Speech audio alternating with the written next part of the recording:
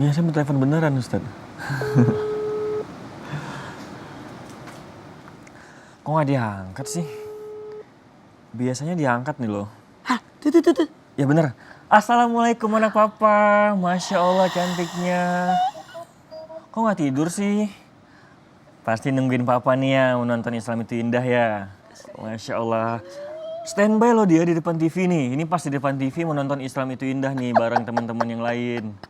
Masya Allah ini Ustaz. Masya Allah, tabarakallah. Ih, ya Allah. Nih, aduh Iya. suami idaman banget sih. Bisa Iya ngurus sih. anak luar biasa ya. Iya sih Ustaz. Tapi Ustaz katanya memang mengurus anak itu kan memang harus berdua ya Ustaz ya. Tapi ada nggak sih amalan-amalan yang ada dalam Islam tuh dalam mengurus anak? Bahkan anak tertidur ada nggak sih amalan-amalan? Tentu ada. Tentu ada. Mau tahu? Mau tahu dong. Mau tahu. Mau tahu. Jamaah di rumah mau tahu. Apa sih amalannya ketika anak mau tidur? Iya, ada. Kita bahas aja hari ini. Kita bahas hari ini? Iya. Oke, pemirsa nonton ya. Temanya adalah amalan ketika anak tidur.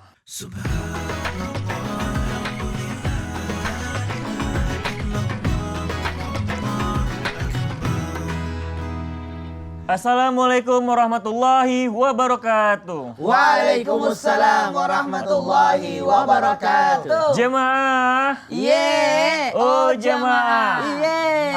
Alhamdulillah. Allahumma salli ala sayyidina Muhammad wa ala ali sayyidina Muhammad. Masya Allah, hari ini kita kembali lagi di dalam Islam itu indah melalui kita belajar sama-sama melalui ustadz-ustadz di sini, Masya Insya Allah. Allah. Tapi sebelum kita mulai pembahasan, Assalamualaikum Ustadz. Waalaikumsalam warahmatullahi Apa kabar, wabarakatuh. Ustaz? Baik, sebaik Rian yang luar biasa mesranya sama anak dan istri. Iya, saya berusaha untuk bisa selalu mesra, Tadi Habib. aneh ngeliat ya, Iya. ada yang bahagia ngeliat anak kecil. Baiklah jamaah di rumah, kita sebagai orang tua tuh tanggung jawab kita bukan hanya sekedar memberi makan, minum kepada anak kita ya. Saat anak tertidur pun sebenarnya kita juga bisa memberikan beberapa amalan untuk merangsang tumbuh kembangnya si anak nih. Nah, kira-kira apa aja ya amalannya ya? Maka dari itu tema kita hari ini akan membahas dalam tema amalan ketika anak tidur. Masya Allah. Jadi ada amalan tentang anak yang mau tidur. Iya, Emang amalan. ada? Katanya sih ada, makanya hari ini kita bahas sama-sama Ustadz. Tapi sebelum kita mulai pembahasan, kita lihat dulu video tangan berikut ini. Cara menidurkan anak yang ampuh. Ada apa? Ada pitinya? Ada videonya, Kita lihat coba dulu kita ya. lihat sekarang. Silahkan.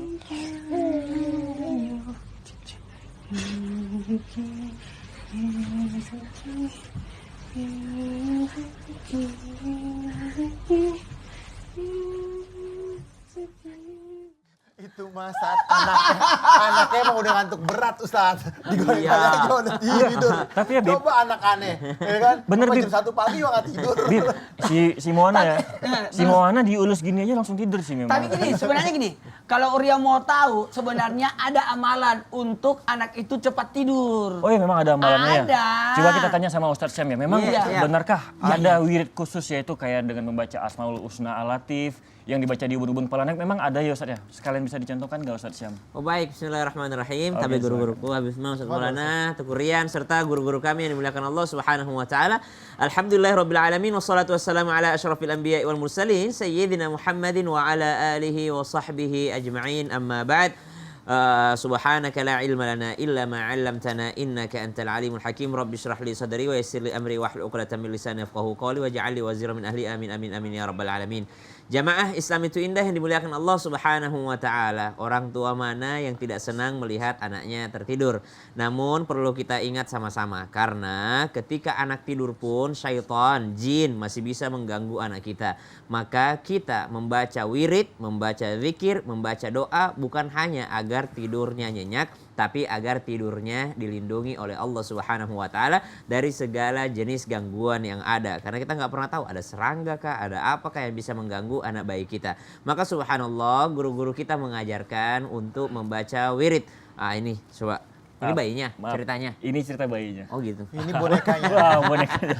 Ini bonekanya ceritanya gitu ya. Iya. Subhanallah. Yang perlu kita ketahui banyak sekali amalan-amalan yang menunjukkan bahwa meniupkan kepada ubun-ubun. Ubun-ubun itu yang mana sih? Maka ubun-ubun itu bagian atas kepala anak yang biasanya kalau masih bayi masih berdenyut-denyut. Nah, subhanallah, masih apa namanya? Masih apa lembek, bahasa masih lembek. Ngeretak. berdetak-detak ya, berdenyut gitu ya, masih lembek gitu ya. Maka itu yang dibacakan, setelah dibacakan misalnya dibacakan wirid. Apa itu wirid? Wirid itu adalah zikir yang ditentukan jumlahnya. Makanya bedanya zikir dengan wirid. Kalau zikir itu ya orang bersin, alhamdulillah, itu zikir. Ada yang bersin kita membalasnya, yarhamukallah, itu zikir. Atau kita sehari-hari membaca ya latif ultuf bina, ya latif ultuf bina, tanpa menghitung, itu namanya zikir.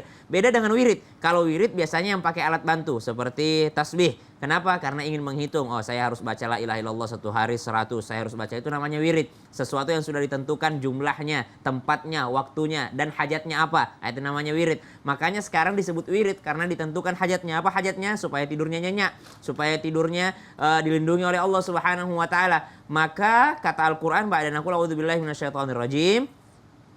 Walillahil asmaul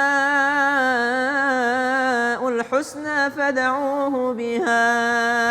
Dan dengan asmaul husna, dengan asma'nya Allah Subhanahu wa taala, berdoalah dengannya. Bukankah Al-Qur'an mencontohkan banyak doa yang menggunakan asmaul husna? Contoh misalnya, Rabbana atina min ladunka rahmah wa hayyi' lana min amrina rasyada. Rabbana la tuzigh qulubana ba'da idh hadaitana wa hab lana min ladunka rahmah innaka antal wahhab. Ya, menyebut-nyebut nama Allah. Tapi bukan berarti dibaca semua 99. Baca sesuai hajat. Hajatnya sekarang apa? Mau melembutkan tidurnya anak. Baca, ya latif, ya latif, ya latif. Wahai yang maha melembutkan, nyenyakkan tidurnya anakku. Wahai yang maha lembut, jaga anakku dalam kelembutanmu.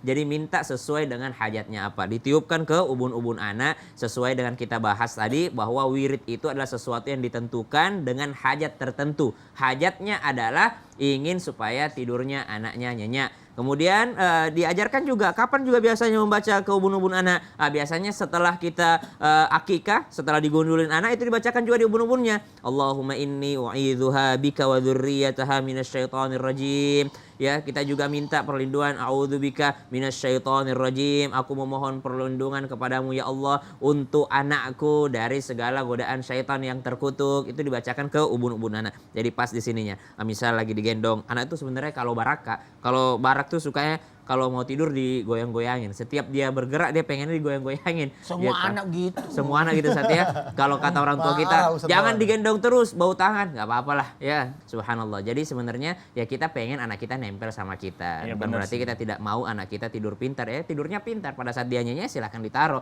Tapi pada saat ini digendong sambil dibacakan di ubun-ubunnya, ya latif dengan hajatnya. Wahai yang maha melembutkan, lembutkanlah hati anakku. Wahai yang maha melembutkan, nyenyakkan tidurnya anakku, jaga anakku gitu. Jadi sambil menyebut nama Allah. Terima kasih banyak. Ini saya kembalikan bayinya. Saya kembalikan. Wow.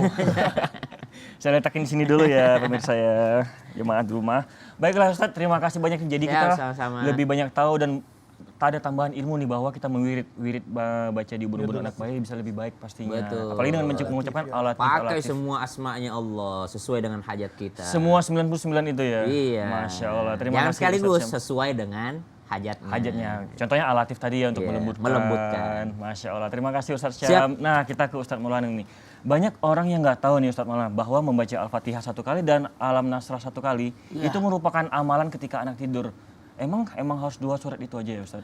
Nah, saya bahas dia. Iya, nggak boleh ada yang lain gitu suratnya, Ustadz. Oh, mau yang lain? Iya. Sebenarnya gitu. bisa. Bisa. Oke. Izin Habib dan Ustaz Sam. Bismillahirrahmanirrahim. Assalamualaikum warahmatullahi wabarakatuh. Waalaikumsalam warahmatullahi wabarakatuh. Jamaah. Iya. Oh jamaah. Iya. Alhamdulillah. Alhamdulillahirrabbilalamin. Hari ini kita banyak praktek karena berkaitan bagaimana amalan untuk menidurkan anak. Kenapa ketiduran yang dibahas? Karena tidur ini adalah akhir.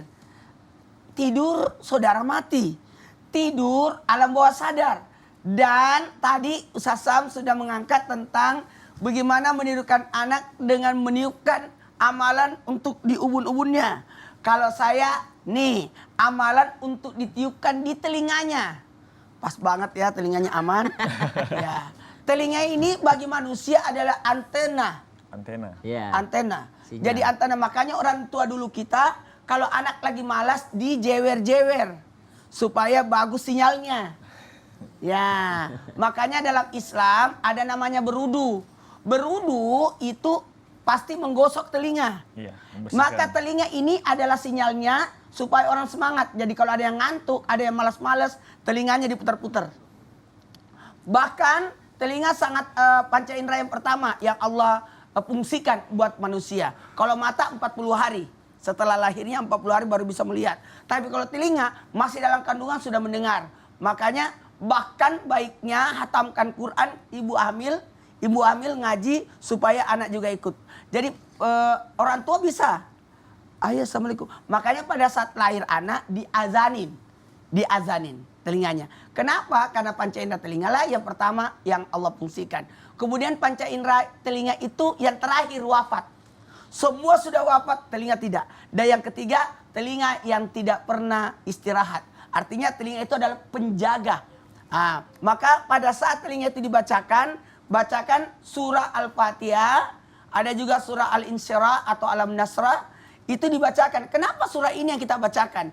Karena Al-Fatihah itu adalah satu surah yang lengkap. Yang pertama lengkap diturunkan adalah Al-Fatihah. Dan ini adalah intisari dari Al-Quran. Intisari dari Al-Quran atau Ummul Quran. Jadi ketika kita membacakan ayat Al-Fatihah kepada anak, itu Masya Allah Tabarakallah, bagaikan kita menghatamkan Quran. Jadi ketika mau tidur, tidak apa-apa. Kita sambil tidurkan anak kita bacakan surah Al-Fatihah atau Alam Nasrah juga bisa dibacakan. Alam Nasrah itu adalah membuat hatinya lapang. Dan ini janji Allah untuk memuliakan Rasulullah SAW. Jadi bagus pelapangan dada. Kemudian kenapa surah Al-Fatihah? Al-Fatihah 7 ayat. Yang mana langit ada 7. Berarti terbuka 7 pintu langit. Masya Allah. Iya. Maka dibacain. Tidak apa-apa. Pertanyaannya Rian, apakah cuma Alam Nasrah? Paling bagus sebenarnya juga sebelum anak dibangunkan. Ini kan kita bahas ketika akan tidur. Okay. Ketika mau dibangunkan juga kita bacakan dulu Inna anzalnahu fi lailatul qadar sebanyak 3 kali sebelum anak dibangunkan. Dan ada juga tuh di surah Ali Imran ayat 200 ya ayyuhallazina amanusbiru wasabiru warabitu wattaqullaha la'allakum tuflihun. Jadi bagus kalau kita bacakan Quran pada anak. Bismillahirrahmanirrahim. Ayat kursi gitu. Ayat kursi boleh. Sebelum tidur. Jadi gitu ya. sebenarnya gini, salawat itu mendinginkan, kalau ayat kursi menghangatkan. Okay. Jadi kalau ada anak yang menggigil, kedinginan, dibacakan ayat kursi. Kalau anak kepanasan, dibacakan yakni salawat. Aduh, Masya Allah, tabarakallah. Masya Allah. Boleh saya pinjam lagi nggak bonekanya? Oh, mau dipinjam lagi. Oke, maaf Ustaz. Rian, kamu kalau mau tidur biasanya berwudu nggak? Berwudu dong Ustaz. Kan biasanya anak-anak cuci kaki. Iya. Ini orang tua di rumah nih. Nih, mana kameranya? Orang tua di rumah kan biasanya kalau anak-anak mau suruh tidur, cuci kaki dulu. Kenapa enggak sekalian berwudu aja? Iya benar sih, bahkan kan kita sholat isya dulu sebelum tidur gitu kan. Oh iya benar juga ya kan? Kalau masih di luar pasti nyampe rumah telat tuh. Jadi sebelum tidur sholat isya dulu bersih-bersih. Kalau gitu. anak saya alhamdulillah setelah salat isya sudah menuju ke tempat kasur, sudah kasur. Terima kasih Ustaz Maulana. Udah tumbang. Tapi ya Bib, benarkah bisa menjadi salah satu amalan untuk menjaga anak itu dengan menyapukan bekas air wudhu kita nih ke anak sedang tidur? Itu benar nggak sih Bib? Coba silakan. Ya akhir. Afwan, Tugrian, Ustaz Syam, Ustaz Maulana. Ya, kebalik. Bismillahirrahmanirrahim. Assalamualaikum warahmatullahi wabarakatuh. Waalaikumsalam warahmatullahi wabarakatuh. Alhamdulillahi rabbil alamin. Wa bihi nasta'in ala umuri dunya wa din. Wassalatu wassalamu ala sayyidina wa nabiyina wa maulana Muhammadin wa ala alihi washabihi ajmain amma ba'du. Segala puji bagi Allah Subhanahu wa taala yang alhamdulillah pada pagi hari ini kita semua semangat untuk menyaksikan Islam itu indah. Insya Allah penonton di rumah mendapatkan ilmu yang bermanfaat dari guru-guru kita. Amin. Bisa diamalkan untuk dirinya, suaminya, istrinya, anak-anaknya. Dan insya Allah penuh dengan keberkahan dan keridhaan Allah Subhanahu Wa Taala. Amin. Amin. Ya Allahu ya Rabbal Alamin. Ingat bahwasanya wudu itu adalah keberkahan yang tiada tara. Wudunya salah, sholatnya salah. Wudunya benar, insya Allah Fatihah harus benar juga. Baru sholatnya benar. Kalau nggak benar. Dan ingat, man tawadu ala tuhrin kutibat lahu asyratan hasanah. Siapa orang yang berwudu atas sucinya, dia berwudu lagi, maka dapat 10 kebaikan atau kebajikan. Atau man nama alal wuduin fadrakahul mautu fitilkal lailati fa huwa indallahi syahidan. Siapa orang yang berwudu ketika dia mau tidur, maka dia meninggal malam tersebut, dia meninggal dalam keadaan syahid. Masya Allah. Ingat bahwasanya kalau kita memahami, kita punya anak, kita kasih bekas wudu kita nih. Ya kan? Kita kasih bekas wudhu kita disapu, bekas wudhu kita di muka anak kita. Berharap ya Allah anak kita menjadi anak yang baik. Allah Amin, ya jaga, Allah lindungi, Allah Amin, kasih ya keberkahan. Karena para sahabat kalau Rasulullah wudhu, nggak ada tuh bekas wudhunya, berebutan semua. Mencari bekas wudhunya Rasulullah Shallallahu Alaihi Wasallam. Nah, prakteknya gimana Ya, caranya? gimana, coba, Ya kan Iya, ketika iya, kita gimana selesai caranya? wudhu nih. Udah nah, wudhu. Udah wudhu. Nih Udah kan masih, wudhu. masih ada bekas di muka nih. Masih ada, oke. jangan dilap. Ya kan? Oh. Nah, lap pakai kita, diusapin ke mukanya anaknya. gitu. Itu Ya Bib, kan? nggak takut kebangun atau gimana gitu, Bib? Kan pelan-pelan. Oh, Kan sebelum gini tidur. Ya kan? Kalau Kan mau sebelum tidur boleh, sebelum tidur juga boleh. Iya. Jadi sebelum tidur kalau misalkan dia masih belum tidur, diusapin mukanya. Baca Allahumma sholli ala sayyidina Muhammad wa sayyidina Muhammad, ya kan? Nah, habis itu diusapin tangannya, kakinya. Oh, supaya tidak kena airnya. Iya, satu-satunya biar nggak kena ain. Yang keduanya biar anaknya dijaga dan dilindungi oleh Allah Subhanahu wa benar. taala. Masya Allah. Dan kalau misalkan anak tersebut meninggal pada malam itu dalam keadaan husnul khatimah. Kalau bapak yang Amin. meninggal husnul khatimah insyaallah. Amin, amin. Karena kita juga kan nggak tahu yang namanya umur. Dan yang kedua, anak ini besok di sekolah anak yang cerdas. Oh iya benar. Ya kan karena apa? Karena ada wudhu di dalam wajahnya yang sudah dicipratkan sama orang tuanya. Jadi bekas wudhunya bukan yang bekas wudhu taruh di apa namanya di ember atau di Baru direndam gayung, anaknya. habis itu dikasih anaknya, ya bukan gitu. Tapi ada bekas wudhu yang masih basah. Makanya kalau wudhu itu yang benar pasti basah dia, ya kan? Jangan dilap, kasih ke anaknya diusapin. Allahumma sholli ala Muhammad wa ala Muhammad, la ilaha illallah Muhammadur Rasulullah.